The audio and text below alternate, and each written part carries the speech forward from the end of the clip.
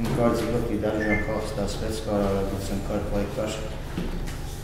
ճիշտ է խաղի մոտեցել էին կատարի խնդիրներով, միանգամից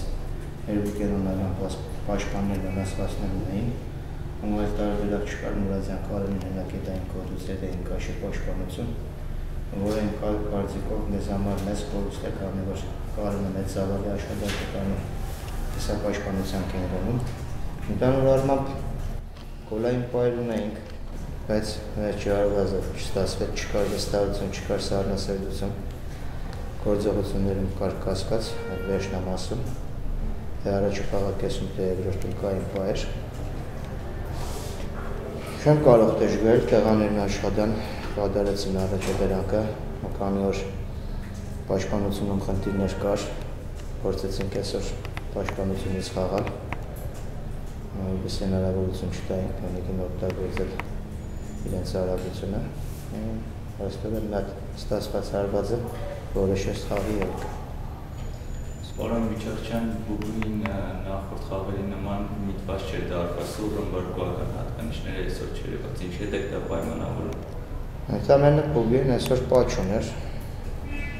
որովի չեմ կարող ասել ինչ-որ բաներ պայմանավորված անի, ամենայնտեղս Բուբին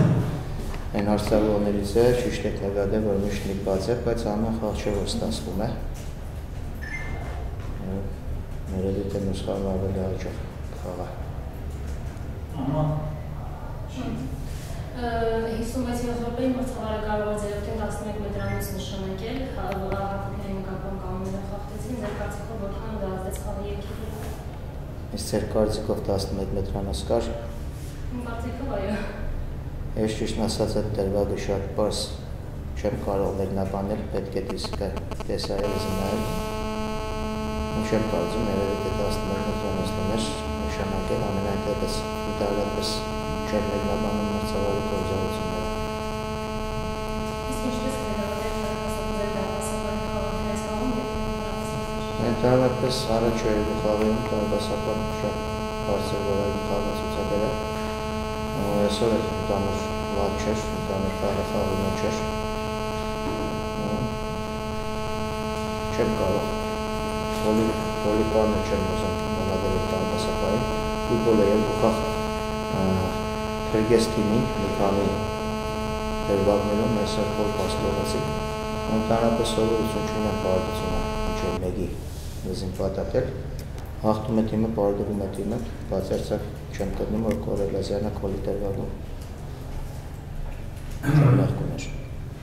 Ինչ կասեք ձեր թիմի խաղի մասին, երբ թվային առավելություն ստացանք, ինչու չհաջողվեցին։ Թվային առավելություն ստացանք, բայց Փյունիկը փակվեց կիսադաշտում, բնականաբար արդեն ազատ գոլիներ չկար։ Ու ես շեշտեցի, մենք խաղում էինք պաշտպանությունից, քանի որ պրոբլեմներ ունեինք պաշտպանությունում, ու առանց գնդակ տեղաշարժը շատ էներգիա է խլում։ Այն ժամանակ Փյունիկը կարմիր ստացավ, որ արդեն կամաց ֆուտբոլիստները սկսել էին հոգնել։ Ամենայնտեղս փոխարինումների այժմ փորձեցին խառնություն հաղորդել, բայց կային ոչ լիարժեք, բայց կային պայր, երբ նորից կաղեց արձակման եզրափակիչ մասը։ Կային տեղերը, որ պետք էր վերջին փոխանցում տեղի տուրանային հրապարակ, բայց չգործի ինչու ֆուտբոլիստները որոշեցին ավելի մեղությունների դիմել, ուրիշ որոշում կայացնել։ Այս ամեն դեպքում է դեր խնդիրը, որ Փյունիկը պարտեց սեփական կիսադաշտում, չտալով մեզ ազատ տարածություններ։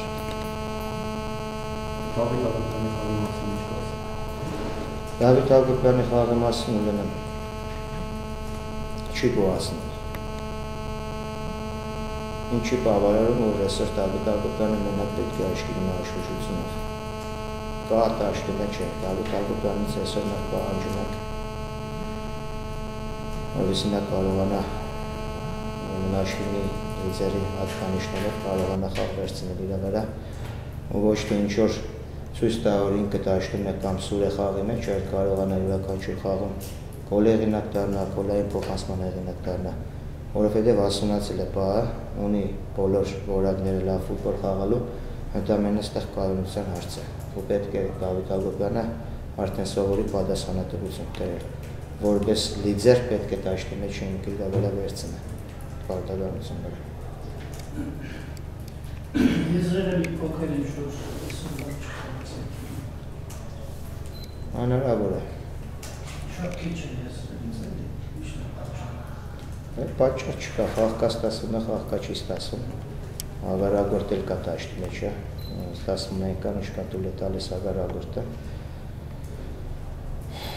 Չեմ կարող ասել կոնկրետ պատճառ։ Այսինքն այդպես ասված է եզրերով խաղում, թե։ Դե բնականաբար մենք մեր արձակման ուրեմն